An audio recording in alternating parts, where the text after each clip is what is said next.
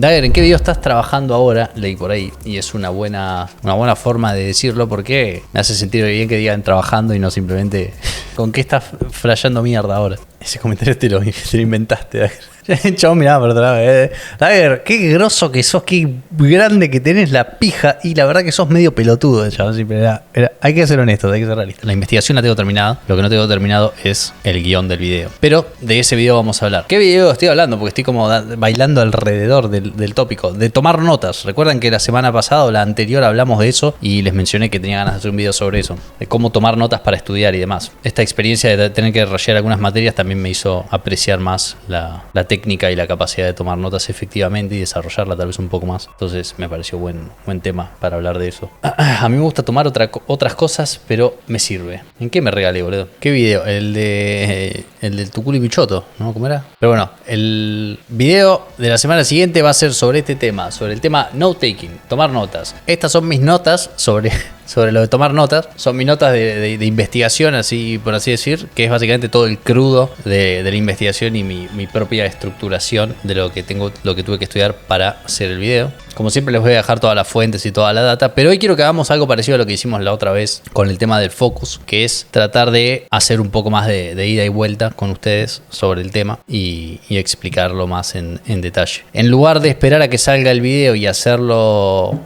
después con ustedes el ida y vuelta, dije, ¿por qué no hacemos una especie de spoiler de en qué se va a hablar en el video? Y de ese modo también obtengo feedback de ustedes y ustedes me van a desasnar o ayudar a presentar más claramente ideas y demás. Básicamente hacemos una conversación, una reunión de debate abierta sobre el tópico del próximo video. Así que vamos a hacer una tier list de esto. La tier list es sobre formas de tomar nota y vamos a ver qué onda. Somos conejillos. Básicamente es eso. Básicamente van a ser el grupo de prueba, el grupo de control de este video y me van a decir ustedes si les gusta el de tu culo de mi video. De la nota, vamos a leer. La idea del tier list es usar el formato tier list, ¿sí? Específicamente porque cuando vos presentás las cosas en un formato, y esto ya es una especie de principio que aprendí, que es que cuando vos presentás las cosas de forma amigable o en un formato que ya conoces, eso hace que sea más fácil para tu cerebro aprender lo que estás tratando de aprender, ¿sí? Y es por eso que lo presento en formato tier list y el video lo voy a presentar también en un formato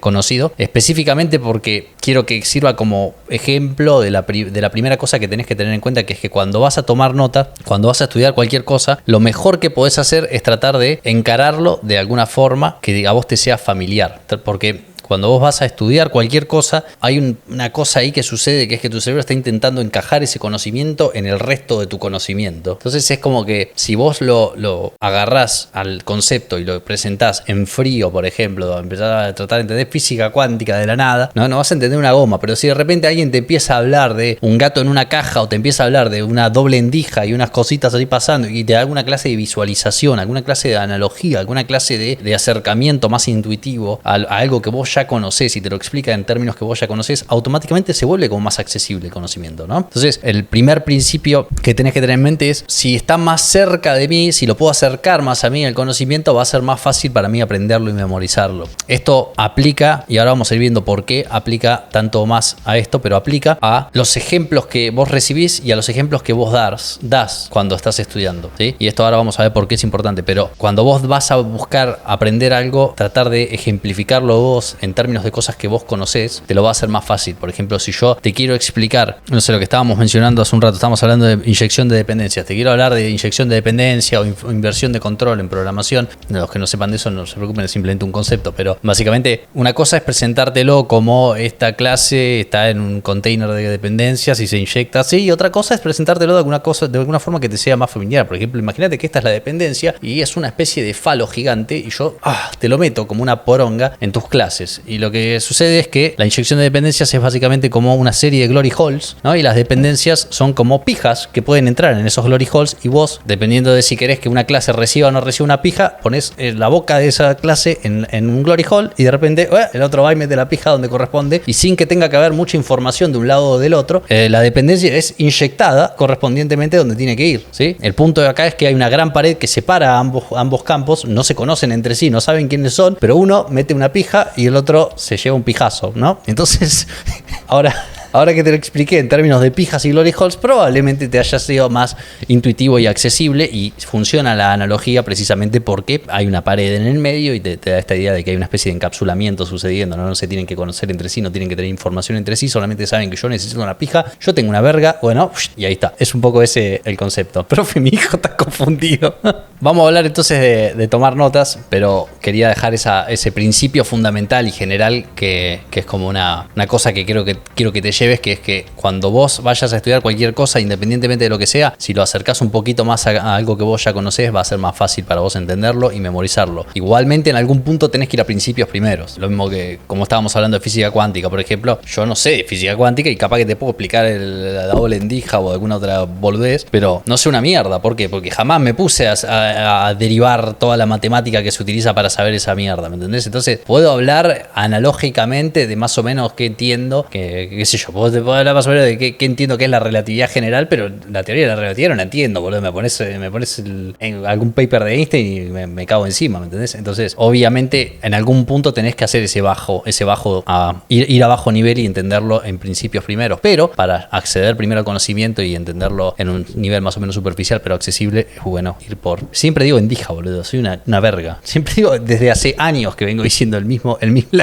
error. Es increíble. Bueno, está todo al revés, de hecho. Bueno, no sé si está todo sí, creo que está todo al revés. El primer método para tomar notas que vamos a considerar es la transcripción. La transcripción es la forma más poronga que existe de tomar nota. La transcripción es cuando... Ay, qué bueno que tengo la tablet esta de mierda acá. Puedo agarrar así. Y vamos a agarrar, por ejemplo, un artículo de Wikipedia y vamos a usarlo como ejemplo, ¿no? En este caso no vamos a necesitar, me imagino, mucho ejemplo para saber de qué estamos hablando. Pero, ¿qué podemos buscar en Wikipedia? Tíreme algo que busque. Tíreme algo para buscar como artículo random. Relatividad, pepinos, Messi... No, vamos a poner programación orientada a objetos. La transcripción es la forma más poronga de tomar nota, ni siquiera se debería considerar tomar nota, y es básicamente cuando vos agarras, por ejemplo, este primer párrafo que dice la programación orientada a objetos, por de ahí que le pusieron a Winnie the Pooh, es un paradigma de programación que parte del concepto de objetos como base, los cuales contienen información en forma de campos, a veces también referidos como atributos, cualidades o propiedades, y código en forma de métodos. La transcripción es cuando vos literalmente agarras esto y empezás a copiar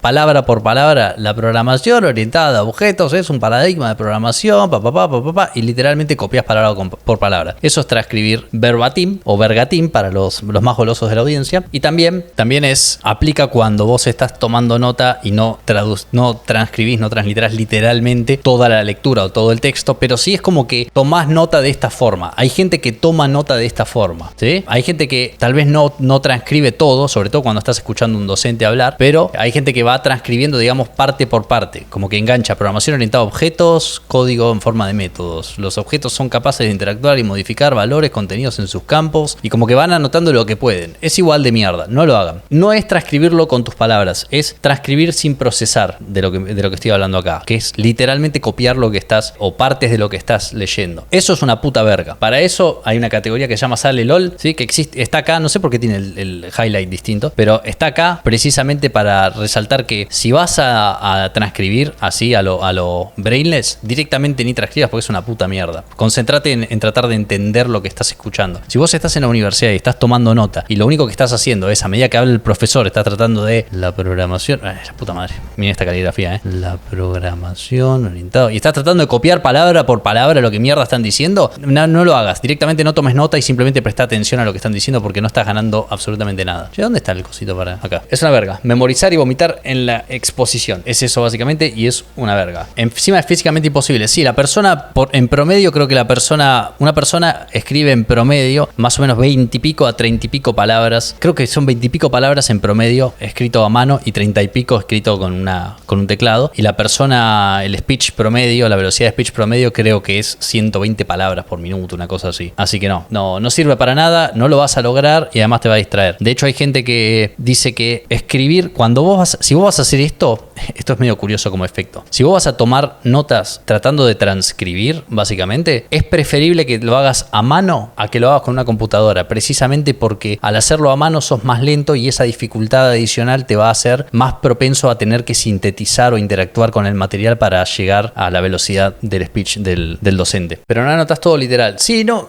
ya sé, hay un punto medio. Generalmente la mayoría de la gente no no va anotando literalmente todo lo que dicen, no sos físicamente capaz, pero aunque no estés anotando todo literal, si tu método es tratar de simplemente seleccionar partes, fragmentos y decir esto es importante, lo voy a anotar, esto es importante, lo voy a anotar, no es muy bueno. Esto tiene que ver con una distinción que es clave. La verdad que tendría que haberme puesto a la mano la bibliografía, pero se lo voy a decir más o menos de memoria. Hay un concepto que se llama niveles de procesamiento, efecto de niveles de procesamiento, que básicamente distingue entre procesamiento vacío, procesamiento superficial o hueco y procesamiento profundo. En general, el procesamiento profundo es cuando interactúas semánticamente con lo que estás tratando de estudiar o aprender. El procesamiento hueco o superficial es cuando estás interactuando de forma superficial, valga la redundancia. Por ejemplo, cuando estás concentrado en las formas. Cuando vos tomas nota, ¿no? Esto es procesamiento hueco, procesamiento profundo, como vos te gusta. Cuando vos tomas nota de forma vacía tratando de transcribir, lo que estás haciendo generalmente es procesamiento hueco, porque estás sobrecargando tu memoria de trabajo, básicamente, con el proceso de transcribir. Como hay dificultad adicional en el hecho de que vos escribís mucho más lento de lo que habla una persona promedio, ¿sí? Vas a estar sumamente concentrado en el ejercicio de transliterar, el ejercicio de llevar a palabras lo que está diciendo la otra persona. Entonces te va a costar mucho más y vas a estar mucho más concentrado en la forma en lugar del contenido.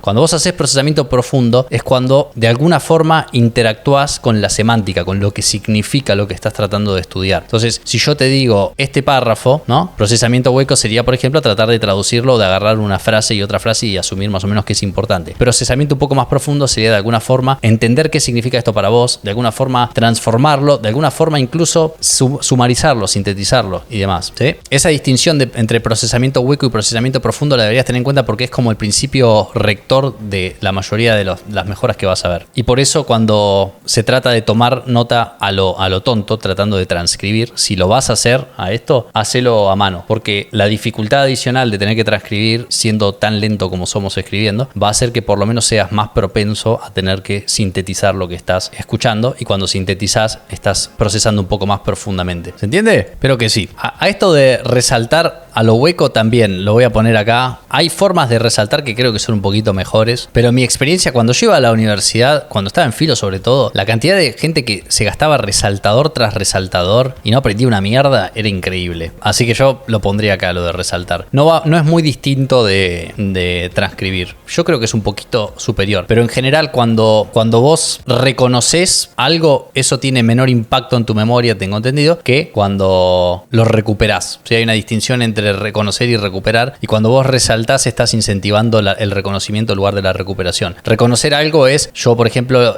anoté estos apuntes, ¿no? Y si yo ahora voy y leo de vuelta mis apuntes sobre este tema, eso es reconocimiento. ¿Por qué? Porque las ideas las estoy reconociendo de vuelta. Recuperarlo o hacer retrieval de esas ideas sería tratar de recuperarlos de forma activa sin tener los apuntes en tu cara. Para eso podés usar otras técnicas que ahora vamos a mencionar, pero bueno, eso. Subrayar es solo para resumir, es marcar lo importante y solo eso. Sí, yo creo que como la mayoría de estas cosas, como un paso de un proceso holístico puede funcionar perfectamente. Por ahí estaban mencionando la idea de grabar la clase, y eso lo considero valioso si lo vas a usar para después con más tranquilidad tomar notas correctamente. Es como un paso de preprocesamiento. Pero lo que yo digo es que no es suficiente ni en pedo para que entiendas y aprendas correctamente un tema, resaltarlo o transcribir la materia o transcribir secciones y demás. Bueno, pasemos a la siguiente. La siguiente está acá.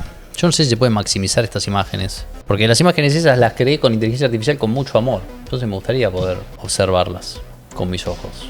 Ahí tenés. Siguiente categoría o la siguiente forma es todo lo que es resumir y de alguna forma interactuar con el contenido, transformar el contenido. Esto ya es bastante mejor. Esto es lo que yo siempre hice y por eso creo que en general me fue bastante bien en todas las carreras y las materias que tuve. Porque mi instinto siempre fue, tengo que poder explicar esto, ¿entendés? Entonces, para explicarlo, de alguna forma tenés que poder agarrar lo que estás estudiando y explicarlo con tus palabras. A mí me ayudó mucho que me gusta gusta mucho escribir, soy muy rebuscado, entonces me gustaba ir a los exámenes y explicar las cosas de mi forma, porque me gustaba transformar literariamente lo que estaba escribiendo. Usaba metáforas pomposas en vez de referirme a la amenaza del comunismo. Es el ejemplo más gracioso que tengo, creo, que es que en un examen, creo que era en el CBC en pensamiento científico, tenía que mencionar la amenaza del comunismo, y para referirme a los años, más o menos los años 80 y qué sé yo, vieron la Guerra Fría y toda la bola, y creo que dije algo así como fantasmagorías carmesí. Esa frase creo que utilicé, si mal no recuerdo. Me refería, claro, hay un fantasma que ronda Europa, el fantasma del comunismo, siempre es el manifiesto comunista, y uno generalmente cuando se refiere a los comunistas se refiere a los rojos y demás. Se lo dije, se lo puse en el examen a la docente, y la docente me pidió que me acerque para explicarlo, a qué me refería, y yo le expliqué, y me miró y me dijo, sos rebuscado, ¿eh? Me hizo sentir muy mal, y aprendí ese día que no podés hacerte el literario, sos tremendo chupapija, boludo. Después de esa experiencia me di cuenta de que no todos aprecian que seas un pretencioso del orto que va a utilizar sinónimos raros para tratar de decir la misma cosa de la forma más rebuscada posible. Deja que la complejidad esté en lo que estás explicando, no en las palabras que usas para explicarlo. Pero bueno, me tiró eso. Eso es un ejemplo o es una explicación de por qué a mí siempre se me dio natural, pero después con el tiempo me di cuenta de que hay mucha gente a la que no se le da natural, y por eso por muchos años mi consejo cuando me decían cómo sé para estudiar o qué sé yo, era siempre agarrar lo que sea que estés estudiando y explícatelo. Esa es mi técnica por excelencia, eso es lo que más hago y lo que más me gusta, que es explícate a vos mismo lo que estás estudiando. Y eso es lo que va en esta categoría. Dentro de esta categoría, yo en el video que les voy a dar una especie de método, una especie de mecánica que pueden usar de forma confiable si no se les da naturalmente. Si se te da naturalmente, haz esto, ¿me entendés? Agarrá algún tema, ¿no? Y simplemente explícatelo y andá resaltando y andá explicando y qué sé yo, ¿sí? Si no se te da naturalmente hacerlo, perdido totalmente acá. Si no se te da totalmente hacerlo de forma intuitiva, podés utilizar un método. Yo en el video, y se los voy a spoilear, en el video voy a sugerir un método que es un método que yo realmente no uso, pero que me parece que es bastante conveniente, que es lees hasta que tengas algo que vos digas, ya entendí algo, puedo explicar algo. En este caso, como Wikipedia tiende a hacer eso, para mí leyendo solamente esto no llegas a entender lo suficiente. Pero bueno, ponele que con esto podrías. La programación orientada a objetos, POO, es un paradigma de programación que parte del concepto de objetos como base, cuales contienen información en forma de campos, a veces referidos como atributos, cualidades o propiedades, y código en forma de métodos. Los objetos son capaces de interactuar y modificar los valores contenidos en sus campos o atributos, estado, a través de sus métodos comportamiento. Muchos de los objetos prediseñados. Bueno, esto creo que en sí es una cosa junta que podés tratar de explicar, ¿no? Entonces vos podés decir qué está diciendo este párrafo. Y te está diciendo que la programación orientada a objetos es un paradigma, una forma de hacer las cosas en programación, y que utiliza como una especie de mecanismo de modelización la noción de objeto, ¿no? Entonces la programación orientada a objetos es un paradigma, una forma de hacer las cosas en programación, una forma de organizar tu código que utiliza la abstracción de objeto, ¿sí? Para tratar de definir las entidades de tu programa, ¿verdad? Entonces, esto que estoy haciendo ahora es un ejemplo de tratar de explicártelo, ¿verdad? Ahora, si no se te da de forma natural, lo que yo te decía, podés hacer es leer en el texto hasta que encuentres un punto en el que vos digas, bueno, acá entendí algo. Viste que vos estás leyendo y generalmente hay como un punto en el cual decís, esto. Acá entendí un concepto, ¿no? Cuando llegás a ese punto en el que crees que entendiste un concepto, agarrás y decís, imagínate, vamos a ponerlo acá, síntesis y discusión. Haces esto en tus notas. Pones dos líneas, uno síntesis y otro discusión. Y vos tenés que llenar el blanco acá. Síntesis, lo que te puedes imaginar es, imagínate que estás en clase y el chabón que está al lado tuyo se distrajo y te está preguntando, che, ¿qué dijo? Ese es el ejercicio que tenés que hacer. Entonces, acá explicarías, dijo que la programación orientada a objetos es un paradigma, es una forma de programar en la que crean objetos, o sea, definen todas las clases como si fueran objetos, y los objetos interactúan entre sí, interactúan como con métodos y cosas así, ¿no? Como más o menos se lo explicás al loco de al lado, ¿verdad? Eso es la síntesis, es el primer renglón, ¿sí? Y en el segundo renglón, discusión, te imaginás que el de al lado está medio peleador y te empieza a discutir de alguna forma. O te dice qué significa, o te dice, pero entonces tal cosa, o te tira alguna acotación. Como suele pasar, si vos tenés a alguien al lado y le decís, no, acabo de decir que la Revolución Francesa sucedió en 1789 y qué sé yo, te dice, eso fue lo que, la de la igualdad, fraternidad, y ¿cómo se dice? ¿Cuál es la otra? Igualdad, libertad, igualdad, fraternidad, ¿no? Te dice algo que no necesariamente es súper brillante, no te dice algo que es súper interesante. Capaz que es medio zurdo y te dice Revolución Francesa, querrás decir Revolución Burguesa. Capaz que te dice algo así, pero no importa. El punto es que el campo de discusión, el renglón de discusión, es donde agregás algo. Y ese algo puede ser, ¿qué significa? ¿Sí? Puede ser un o sea, ¿no? O sea que puede ser tranquilamente una pregunta tipo quiz, ¿no? Puede ser un pero, puede ser, ya te digo, una pregunta tipo quiz, que es una pregunta que vos te dejás a vos mismo como para decir, básicamente, alguna pregunta que te obligue a repetir lo que acabas de decir, ¿no? Entonces, la pregunta tipo quiz en el ejemplo del chabón de al lado es cuando el chabón de al lado no te entendió una goma, ¿no? Y te está diciendo, o sea, pero es igual a la programación funcional, o alguna boludez así. Es como la programación estructurada, o es cuando agarran Legos en lugar de programar y ponen Legos arriba de la computadora, ¿no? O sea, la pregunta tipo quiz es como de alguna forma le tenés que tirar un prompt que te obligue a reexplicar de vuelta, ¿verdad? Algo que evoque el tema, alguna palabra clave, lo que sea, pero en este segundo renglón, que es el que generalmente, si no te interesa el tema o si no te inspira particularmente, te va a dar más dificultad, ¿sí? Pones algo con cualquiera de estos comienzos. ¿Y qué pasa si, claro, inventá algo, boludo, pero agrega algo, chabón? Podés decir, eso significa que, o explicarlo de forma más vaga, podés hacer algo más, pero poné un ejemplo realista, o sea que si estoy haciendo, acá tenés un o sea que si estoy haciendo un programa de facturación, un objeto podría ser una factura, otro objeto podría ser AFIP, que me está corriendo porque no facturé, y alguna cosa así, ¿no? O sea que si estoy haciendo un programa sobre autos, un objeto o un programa de un jueguito de carreras, un objeto podría ser el auto, un objeto podría ser la moto y un objeto podría ser, no sé, la ruta. Y tratás de preguntarte si realmente es apropiado que la ruta sea un objeto dentro de tu programa o no. ¿Se entiende? Ese es el mecanismo que yo sugiero si no se te ocurre a vos intuitivamente cómo hacer esto de explicártelo o sintetizar lo que estás diciendo. Si a vos ya te nace de por sí hacerlo, no me des bola y no uses para nada este mecanismo, porque nada de esto es una fórmula, esto es más o menos lo que a mí me sirve y lo que he aprendido que puede llegar a funcionar, pero esto es totalmente una sugerencia, ¿no? Es como si no se te ocurre nada, bueno, probá haciendo esto al principio y después capaz que después de un tiempo te sale naturalmente y no necesitas más hacer este ejercicio de poner 2 renglones. Pero como primer paso, lees hasta que encuentres un concepto que vos digas,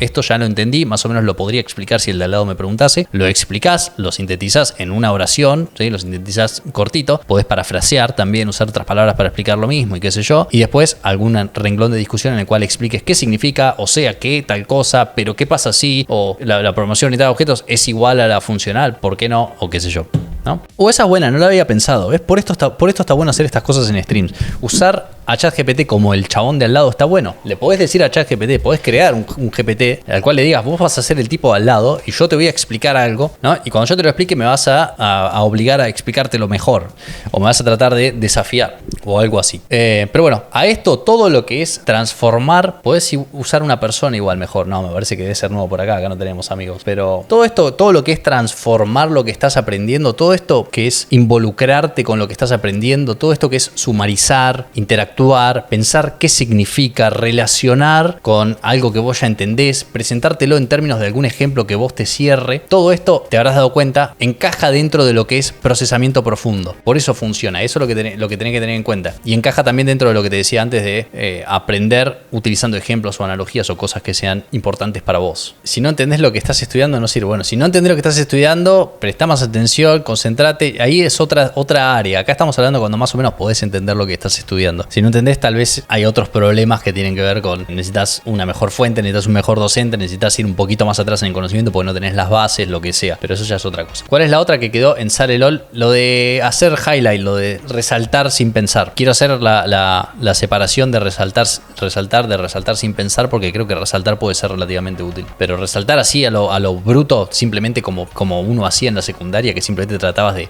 Yo recuerdo cuando era pibe, creía que había alguna clase de hack secreto. ¿Viste cuando crees que estás descubriendo una mecánica oscura que nadie te quiere decir? Como que desbloqueaste el secreto de la milanesa. Yo recuerdo recuerdo haber pensado, esto de resaltar está buenísimo, porque siempre al principio de la oración está lo más importante y al final es como que haber creído que si podía ensamblar correctamente las secciones específicas, como si podía dar la coordenada de X y la coordenada de Y de la sección específica de cada párrafo, iba a sacar todo el conocimiento. Y así me iba. ¿Viste cuando estás caminando y pensás en eso y los pasos te empiezan a salir mal? empezás a dar 2 con una misma pierna como saltando, ¿a qué se debe? Y puede ser parálisis parcial o total. Yo resalto lo que luego quiero repasarlo o buscarlo e ir más a fondo. Sí, yo cuando leo libros físicos también hago mucho eso de resaltar. Generalmente resalto y al costado me escribo de alguna forma o acotaciones o cosas relevantes, y también me escribo qué significa y por qué es importante eso que resalté. De alguna forma trato de interactuar con eso que estoy estudiando. Pero bueno, eso todo entra de nuevo en lo que es procesamiento profundo. Lo que querés maximizarlo como se te cante el orto, pero maximiza procesamiento profundo en lugar de procesamiento vacío. Involucrate con lo que mierda sea que estés estudiando, porque así es como le indicas a tu cerebro que es importante. Si no, es ruido de fondo y no te sirve de nada, boludo. Lo siguiente que vamos a ver son algunas técnicas, ¿sí? Vamos a mencionar medio por arriba 3 técnicas de tomar notas. Hay técnicas concretas que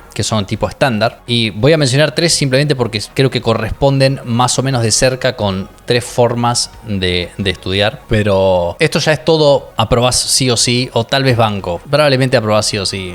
No sé si esta categoría está bien puesta. Pero bueno, acá en esta categoría ya atravesamos la barrera de transcribir como un pelotudo, ya atravesamos la barrera de interactuar correctamente con lo que estás anotando. O sea que estas 2 cosas ya están asumidas. Yo voy a asumir a partir de ahora que no vas a ser un gilipollas y que no vas a estar transcribiendo como si trabajases de transcriptor, como si fueses una computadora. A partir de acá estamos hablando de técnicas específicas para aplicar esta clase de principios que estuvimos hablando. La primera, que es la que más me gusta a mí y es la que suelo usar, es la PIG. No, mentira, es la del outline. Esta es la del outline, ¿no? Cuando vayan a ver cualquiera de mis notas, van a ver que siempre yo tengo esta clase de jerarquización de las cosas, ¿sí? Y eso es porque uso constantemente la técnica outline. Esa es la forma en la que funciona mi cerebro. Y esa es la forma en la que generalmente está estructurado el conocimiento en lecturas, en libros y demás, ¿sí? Una cosa importante a tener en cuenta con todas estas técnicas es que ciertas formas de información se van a prestar más a tomar nota de una u otra forma. Por ejemplo, si vos estás haciendo este método outline que describo, creo que es bastante obvio, pero describo rápidamente cómo es. Básicamente creas una estructura jerárquica en la que tenés ítems que definen como el título principal de la cuestión, y abajo pones como subsecciones y vas creando como una especie de jerarquía de conceptos donde algunos dependen de otros, ¿verdad? Es tan sencillo como eso. Todo esto, insisto, es asumiendo que estás haciendo procesamiento profundo, es decir, asumiendo que tenés un dedo bien adentro, no, mentira, asumiendo que ya tenés asumido que no vas a transcribir. En el outline no vas a andar transcribiendo, sino que vas a andar explicándote vos mismo, usando analogías, usando ejemplos, haciendo todas esas cosas que dijimos que están buenas. Pero bueno, es eso. Outline es básicamente usar bullets todo el tiempo, ida y vuelta, y jerarquizar el conocimiento. Decía, todas estas técnicas se prestan más a ciertas formas de conocimiento, ¿sí? Cada una de estas técnicas se prestan a una forma de conocimiento, una forma de cosa que estés estudiando. El outline se presta mucho a libros, no sé, artículos, lecturas tipo clases académicas. A la mayor parte de las cosas que estudiamos generalmente son susceptibles de convertirse en un outline. Hay excepciones y hay conocimiento que no se presta mucho a esto. Por ejemplo, si vos tenés que hacer muchas referencias a otras cosas dentro del outline, se empieza a volver medio problemático. Si vos tenés que... ¿puedo usar el lapicito acá? Qué piola. Si vos, por ejemplo, tenés que... lo que estás aprendiendo se refiere a esto, y después esto se refiere a esto, ¿no? O tiene como hijo esto. Y después cuando estás acá, esto de smile, por ejemplo, se refiere o necesita también este otro concepto, como cuando la jerarquía no es clara, cuando ya el conocimiento es medio desorganizado por naturaleza, ahí vas a empezar a tener problemas. En mi experiencia, generalmente cuando tenés cualquier clase de conocimiento que empieza a requerir otros conceptos que ya viste anteriormente, lo más que podés hacer es decir cómo se mencionó anteriormente o cómo se menciona en tal. Si tenés alguna clase de herramienta de notas, que ahora vamos a hablar un poco de herramientas de notas, aunque no quiero que nos quedemos mucho con eso porque es medio augusto y qué sé yo. Si tenés una herramienta de notas, decía que se presta a esto, está bueno poner links. En OneNote, yo uso OneNote, podés poner links a párrafos. Por ejemplo, yo puedo seleccionar esto y no sé cómo, podés linkear al párrafo. Entonces vos agarrás esto y decís pija, y a esto le ponés control V, no, creo que es control K para poner el coso, ahí está. Y ahí queda un hipervínculo a esto. Y cuando lo selecciono, me lleva a ese hipervínculo. Eso es lo mejor que podés hacer en herramientas como esta. A mí no me gusta, no lo hago, lo hacía antes y me di cuenta de que después cuando movía cosas cuando cambiaba los nombres, movía párrafos y qué sé yo, terminaba perdiendo los links y tenía un montón de punteros a null que no servían para una mierda. Así que eso. Pero bueno, el método Cornell lo usas, no lo uso, pero lo tengo acá, es uno bastante OP que lo voy a mencionar. En cualquier caso, el método outline para mí es el método más intuitivo. Yo personalmente uso este método siempre, pero tiene que ver también con que yo tengo un bias hacia esta clase clase de conocimiento que es libros, artículos y cosas así. Generalmente yo estoy estudiando todo el tiempo esta clase de bibliografía que ya es estructurada por naturaleza. Entonces no hay tanta necesidad de andar saltando de una cosa a otra, relacionando conceptos entre sí y demás. Cuando tenés esa clase de conocimiento que es un poco más caótico en su propia estructura, podés igual hacer un outline y es un buen ejercicio porque acordate que mientras más te involucres con lo que estás estudiando, mejor, más profundo el procesamiento. Y si vos te obligás a vos mismo a hacer un outline de conocimiento que no está estructurado para hacer un outline, lo bueno es que vas a tener que transformarlo y eso es bastante bueno para aprenderlo bien. Cuando lo que estás estudiando es demasiado vueltero, demasiado caótico y qué sé yo, y vos sin embargo te obligás a crear un outline desde ahí, lo copado es que para crear ese outline vas a tener que entender bastante bien lo que estás estudiando. Y eso es algo que a mí me ha servido bastante para entender bastante bien algunos autores. Por ejemplo, en filosofía pasa frecuentemente que tenés autores que no son muy estructurados en su forma de escribir, entonces hacer un outline te obliga a estructurarlo aunque ellos no lo hayan estructurado y te permite entenderlo mejor. Pero bueno, eso por el método outline. Es sencillo, es intuitivo, es el que a mí más me gusta, es nutritivo y delicioso. Va, garpa. Si tenés, sin embargo, conocimiento más caótico, estás estudiando cosas que son un poco más visuales o en general simplemente a vos te gusta más hacer mapas, dibujitos y cosas así. Yo también, como habrán notado, soy pésimo para todo lo que es mano alzada. Para alzada ya está tu vieja, ¿no? Pero como soy muy malo para esto, no siento mucho incentivo. Les voy a mostrar rápidamente una de las materias que hice el otro día para la facultad, que lo voy a usar como ejemplo probablemente en el video. ¿Dónde carajo está? Álgebra universitaria, que es una materia que la tenía ahí pendiente del bachelor's. Es todo súper básico, bastante chill y nada, pero la tenés que hacer y la tenés que hacer y tenés que rendir los exámenes igual. Entonces fui, agarré y revisé toda la bibliografía y pueden ver que empecé tratando de hacer el modo outline, ¿no? Y me fui dando cuenta de que era cada vez más difícil tratar de representar las fórmulas de alguna forma por escrito. Entonces se volvió cada vez más caótico, me costó cada vez más y en un momento intenté copiar y pegar las imágenes y tampoco me servía y era un quilombo. Y al final dije, bueno, ya fue, voy a ver cómo carajo hago para escribir en OneNote. Descubrí que en OneNote podés ir acá y cambias, pones las líneas estas que te orientan la prosa. Lo descubrí más tarde, acá no lo descubrí, van a ver un poco más abajo que lo descubrí más o menos por acá, que empecé a escribir un poquitito más cerca del renglón, creo. También me di cuenta de que tengo un problema yo, que es que escribo para arriba, boludo. Nunca me había dado cuenta. Pero bueno, este es un ejemplo de una materia que mi método outline me falló. Yo no podía hacerlo así, ¿me entendés? Simplemente decía, no podés hacer outline con esto, es difícil y tenés que escribir un montón de fórmulas y tenés que hacer ejercicios así. Entonces volví a mano alzada y lo hice en la tablet porque también hacerlo en un cuaderno me da paja, pierdo las notas y me desorganizo. Probablemente en el video mencione un poco eso también, cuando escribas al cielo, claro. También descubrí algo copado de OneNote, que es que si vos haces, a ver si funciona, ahí, ¿no? Si vos haces una figura geométrica y la sostenés, te la hace perfectita. Si vos haces una línea toda chota y la sostenés, te la hace recta y la podés mover así. Qué bien te salió el círculo, ¿no? Justo me quemé solo.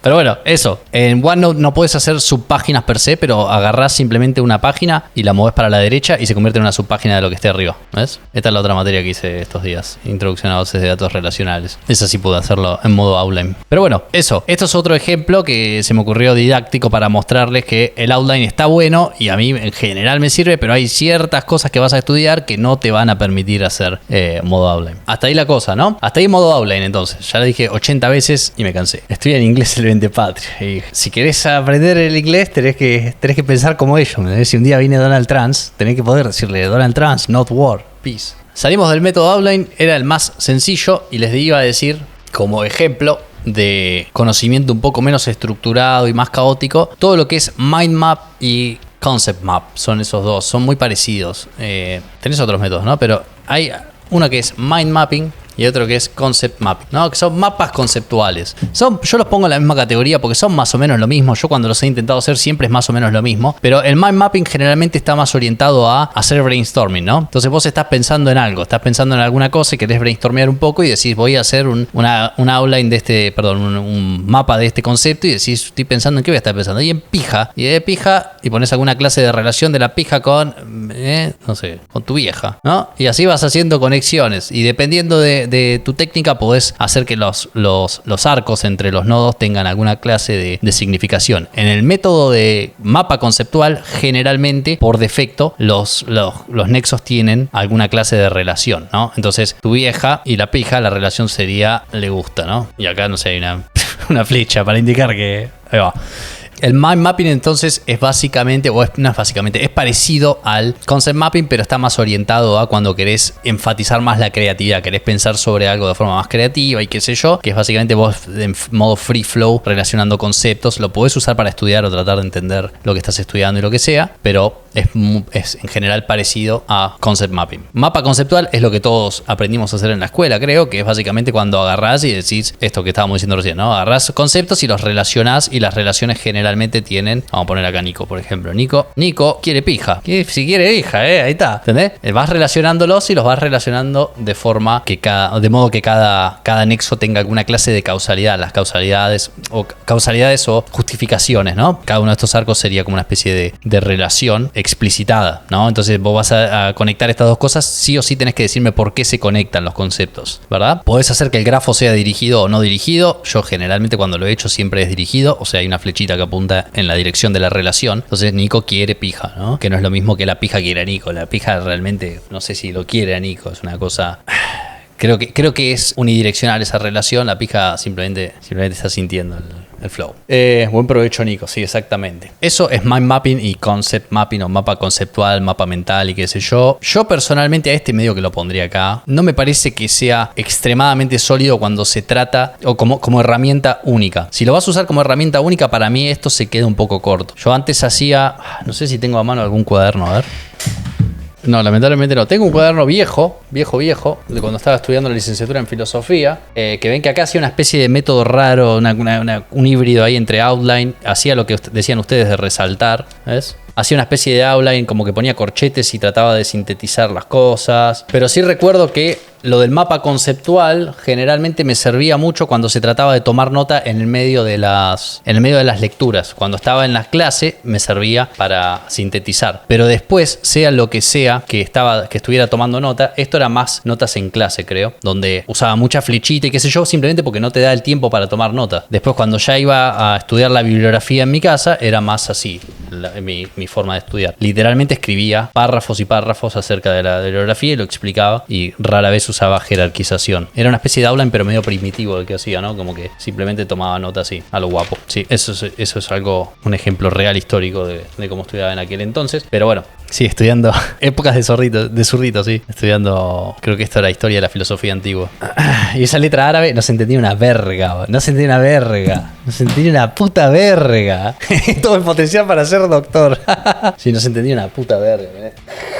Anda a entender qué carajo quería decir. Pero bueno, igualmente, este método, cualquiera de estos métodos, si ya estamos asumiendo que vas a hacer procesamiento profundo, yo creo que cualquiera de estos métodos te va a servir perfectamente bien para pasar tus materias, para aprobar las materias, ¿sí? Lo que viene ahora es un poquito más de min-maxing, ¿sí? Un poquito más de ir al extremo y decir, a ver cómo puedo hacer más notas, más efectivas. Pero para mí es importante tenerlo en cuenta este adicional, porque no se trata solamente de que vas a aprender mejor y vas a saber mejor y le vas a poder chupar mejor la verga al profesor. Se trata de que vas a poder usar mejor tu tiempo, porque si vos necesitas ir y volver 15 veces sobre la bibliografía, va a ser mucho más el tiempo que te va a tomar estudiar cada materia, y eso va a hacer que tengas menos tiempo para clavarte una paja o para jugarte un LOL. Entonces, pensarlo de esa forma, pensarlo en términos de costo de oportunidad. El siguiente método que vamos a mencionar es el método Cornell. Es muy zarpado el método Cornell. Realmente, si usás este método, lo más probable es que apruebes, si lo usás bien, ¿no? Pero para mí es un poco riguroso, un poco más estricto de lo que me gustaría. Y lo cierto es que OneNote, por ejemplo, no se presta para usar método Cornell. En realidad sí se presta porque OneNote es libre. Esto es una de las cosas que a mí me gusta de OneNote, es que vos estás acá y si querés escribir acá otra cosa, la escribís y listo. Nadie te va a decir nada, ¿entendés? Si querés dibujar una pija acá al ladito, dibujás una pija acá al lado. O sea, en teoría OneNote es como una especie de Excalibur, ¿viste? Te da como una hoja en blanco. Simplemente que por defecto, si empezás a escribir, dice, bueno, querés escribir algo, te voy a dar un cuadradito en el que podés escribir.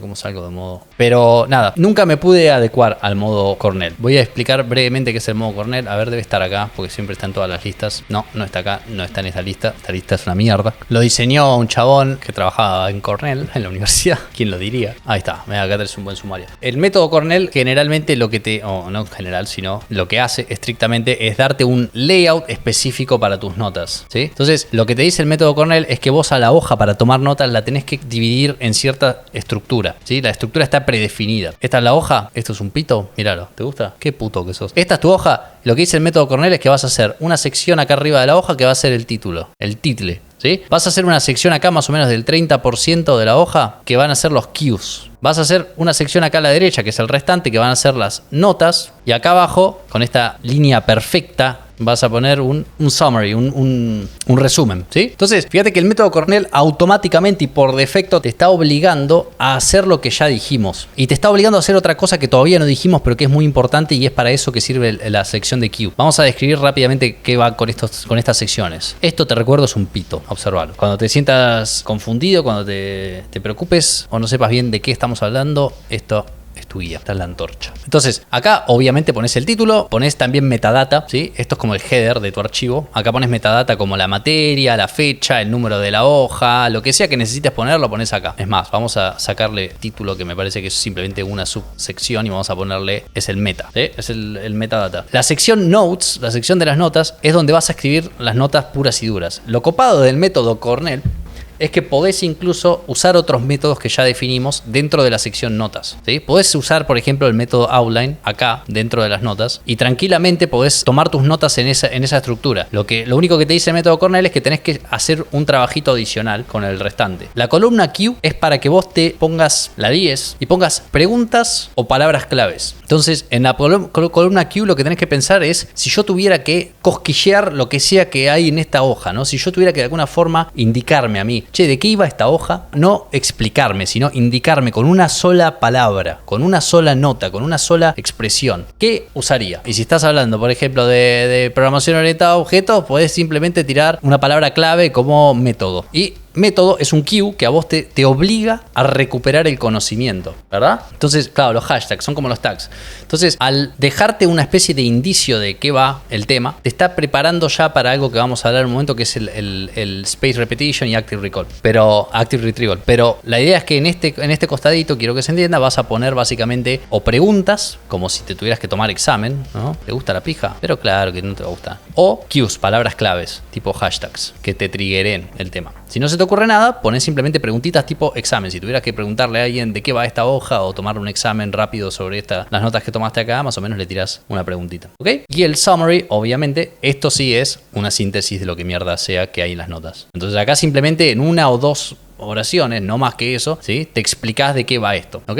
Eso sería para recordar cosas en serio, tipo presentación ante un público. Sí, está muy bueno eso. Es un poco para eso, pero también es para otra cosa que vamos a mencionar a continuación. Entonces, ese es el método Cornell. El método Cornell, entonces, es una especie de metamétodo que te permite agarrar cualquier método que vos ya tengas, pero te obliga a estructurarlo de tal forma que tengas ciertos adicionales, ¿sí? El sumario, el cue y la metadata. El summary es como una conclusión del tema. Y no sé si una conclusión, es como... Esto sí es como si alguien viniera y te preguntase de qué va esta hoja, de qué va esta nota, de qué va este tema, de qué va este párrafo que estudiaste acá. Y ahí lo explicás. Como esto es muy poquito para una sola nota, es medio choto. Lo que solía hacer para medio reemplazar esto, y es lo mismo que hago cuando leo libros físicos, es escribís una sección en el método que vos quieras y al costadito le pones una especie de corchete o una especie de... Sí, eso es un brace, ¿no? Una especie de corchete o lo que sea, en el cual expliques de qué va esta sección, ¿no? Entonces, si vos estabas estudiando, no sé, peronismo y querías hablar de cómo tenías un montón de párrafos así largos que hablaban del ascenso de Perón al poder y qué sé yo, acá ponías un corchete y decías tal año, Perón, Ministerio de Trabajo, y explicabas un poco de qué mierda iba esa sección. Eso te obligaba a hacer sobre tus propios apuntes una especie de síntesis, ¿sí? Eso es parecido a lo que sugiere el método Cornell que hagas acá con la sección de sumario, pero obviamente lo tiene como alocado ya por defecto, lo tiene como asignado en la página misma. ¿Quién chota quiere estudiar peronismo?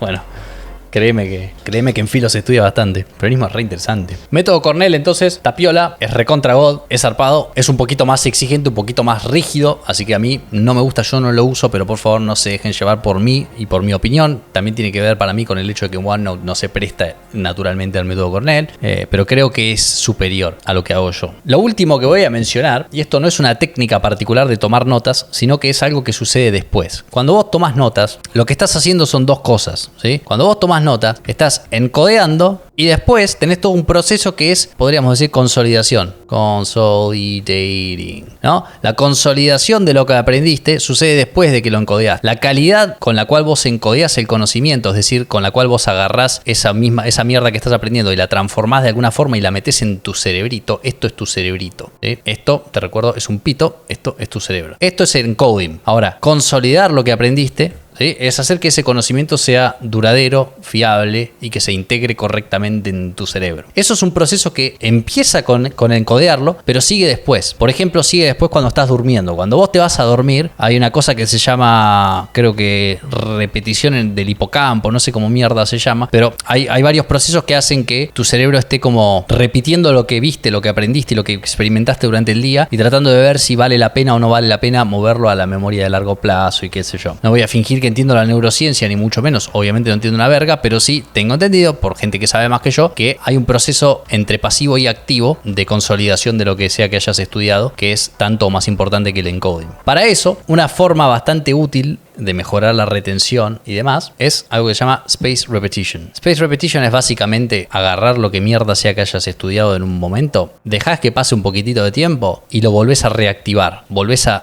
cosquillar esa parte del cerebro que ya estableciste, ¿no? La materia prima es el encoding. Vos creaste una especie de estructura en tu cerebro y vos venís y decís, voy a tirarle un llamadito a esa estructura de mi cerebro para ver si sigue existiendo. El chiste es que lo vayas haciendo de forma espaciada y que a medida que lo vayas haciendo, vayas integrando distintas formas de interacción con el conocimiento. Para eso es que yo les decía que servía mucho el método Cornell, porque el método Cornell ya tiene integrado algo muy copado, que es esto de los cues. Los cues, ¿sí?, son algo que vos podés usar para un día después de estudiar lo que sea que hayas estudiado. Ponele que lo estudias en el día 1. Ponele que hay de hecho una técnica que se llama, creo que este método, por si lo quieren googlear. Hay un montón de técnicas distintas que te dicen en qué intervalos y de qué forma podés ir estudiando o repitiendo el conocimiento, pero a mí me parece medio chupapija andar pegándose a una técnica particular de esto, porque simplemente es general la idea de tenés que ir repitiéndolo y revisitándolo. Y me sirvió, saqué 3 en diciembre. Entonces,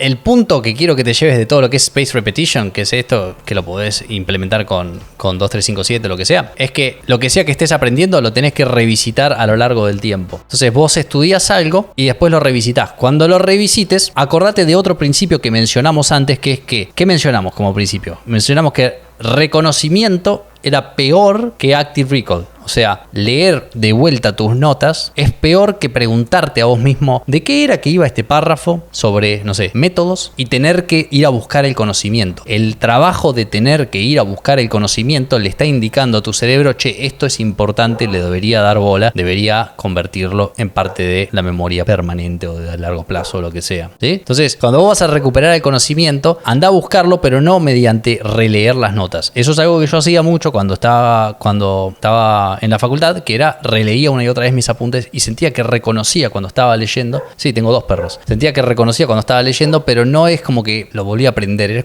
Era pasiva la actividad. Y para pasiva ya está tu hermana, ¿me entendés? Cuando vos vayas a repasar, repasá de forma activa. Una forma de repasar de forma activa es dejándote cues o dejándote preguntitas o dejándote mini exámenes, ¿sí?, que podés utilizar para básicamente obligarte a vos mismo a recuperar lo que estabas estudiando. ¿Se entiende? Hay un montón de técnicas sobre esto. Sobre Space Repetition podés buscar el método 2, 3, 5, 7, que te dice que lo tenés que ir a buscar, lo tenés que reestudiar inmediatamente después, al día siguiente, 3 días después y una semana después. Podés usar distintas subtécnicas para cada una de esas. Las flashcards, la mayoría de ustedes va a conocer de qué va, método Feynman y lo que mierda sea. Pero el punto es, anda a revisitar lo que sea que estés estudiando varias veces, obligándote a recuperar el conocimiento activamente, no solamente releyendo lo que estudiaste, y se te va a quedar grabado, no te lo vas a olvidar más. Bueno, eso es lo que tengo en mis notas y lo que quería que charlemos respecto de técnicas de estudio. De técnica de estudio no, de técnica de tomar notas. Esto último fue una especie de digresión para decir, si querés realmente recordar esta mierda, además de tomar buenas notas, te conviene también ir a por repetición espaciada y lo que mierda sea. La mayoría de las cosas estas, igual, si lo pensás, a mí personalmente me da paja. Yo estoy leyendo un libro más y es como, no tengo ganas de cada libro que leo ir a memorizarlo, ir a repetirlo, ir a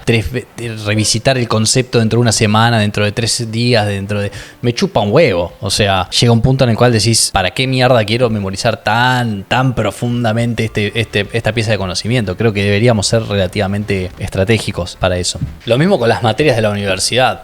Si vas a estudiar algo, te va a servir hacer esto de Space Repetition y qué sé yo, pero a mí también hay materias en las cuales digo, la verdad que no me la voy a tryhardear tanto si total es una materia que me chupa un huevo, la rindo bien, nos vemos y no te veo nunca más. Tu cerebro piensa lo mismo, tal vez es mi cerebro tratando de racionalizar. Álgebra, ¿qué? Total no lo voy a ver nunca más. Programación, ¿qué necesita esto? Yo soy programador, no soy ingeniero. Hay que ser más pragmático, al final de todo terminás aprendiendo lo que usás. Es clave lo que acabas de decir, perro. Lo que acabas de decir. Eso, lo que sea que aprendas, igual, revisitar ese conocimiento de forma activa es la mejor forma, como dijimos, de mantenerlo en la memoria de largo plazo. Y lo podés hacer artificialmente si querés recordar algo muy bien, pero en general tu cerebro es bastante bueno para detectar qué cosas necesitas, ¿no? ¿Por qué? Porque las cosas que necesitas las vas a recuperar y las vas a reutilizar frecuentemente. Sí, si lo pensás, esta cosa de Space Repetition y todo esto es una forma de nosotros hackear nuestro cerebro para indicarle artificialmente que lo que estamos estudiando es realmente muy importante. Si no tu cerebro dice, ¿para qué mierda esto? ¿Para qué quieres saber eso? Jaja, saludos. ¿Para qué quieres saber eso si tenés Google? Una nota más sobre el tema de las distintas técnicas y herramientas. Solamente voy a mencionar el tema de herramientas para tomar notas por esta digresión. Y es que hay ciertas herramientas que se prestan más para ciertas técnicas. Hay uno que me mencionó por ahí, el método del filósofo, se llama ¿cómo se llama? Zettelkasten, que es el método de un sociólogo que se llamaba, creo que Luhmann o algo así. No conozco su trabajo, solamente estoy familiarizado con el método. Luhmann, sí. Que es un método muy de crear notitas, y esas notitas están integradas y tenés como dos tiers de notitas, ¿no? Hay notitas que son transigentes, momentáneas, que son básicamente anotás rápido algo que una idea que tenés, ¿no? Me gusta la verga, no quiero olvidarme de esto. Y después, al final del día, qué sé yo, vas y creás tu estructura con las cosas que vos creés que deberían mantenerse de forma permanente y las linkeás y demás. Si vas a usar esta clase de método, yo no la uso, si vas a usar esta clase de método, ahí sí puede que te convenga utilizar ciertas herramientas. En general, con el tema de las herramientas, de las aplicaciones para tomar notas y demás, me resulta más o menos irrelevante qué aplicación utilices. Yo uso OneNote porque ya uso OneNote y porque no me resulta problemático. La única cosa que te voy a recomendar respecto de qué aplicación utilizar es tratar de eliminar lo más posible el tener que ir de una aplicación a otra. Si vos tenés que hacer lo que yo estoy haciendo ahora, por ejemplo, de tener que ir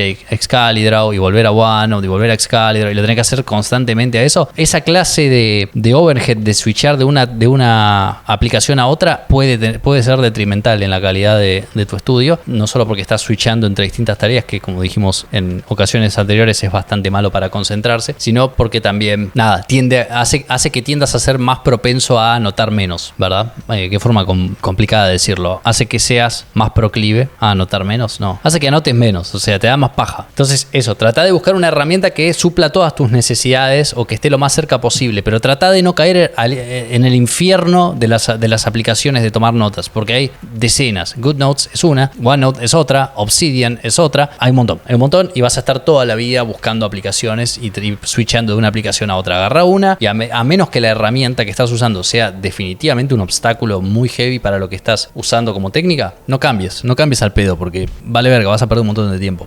Notion, lo que sea que a vos te sirve.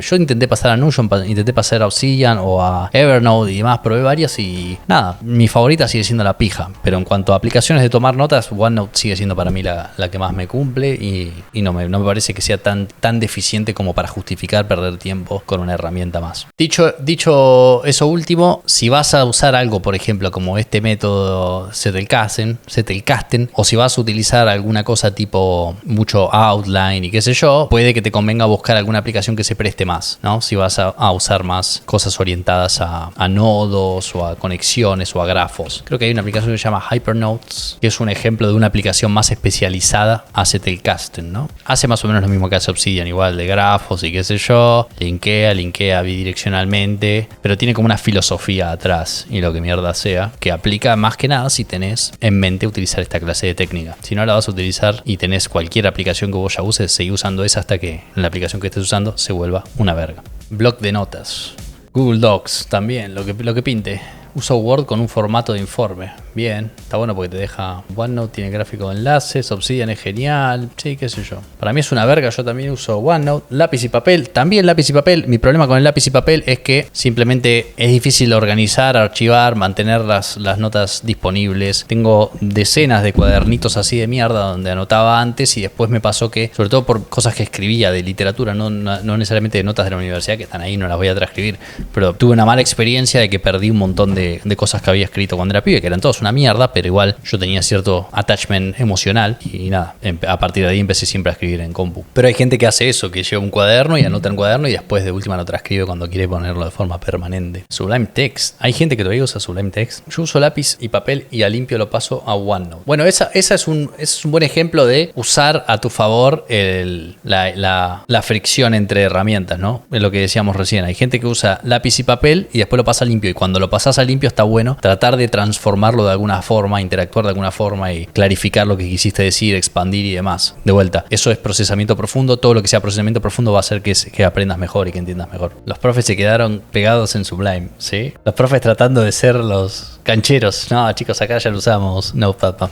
usamos Sublime. Y todo como, ¿qué es eso, profe? Y es como, profe,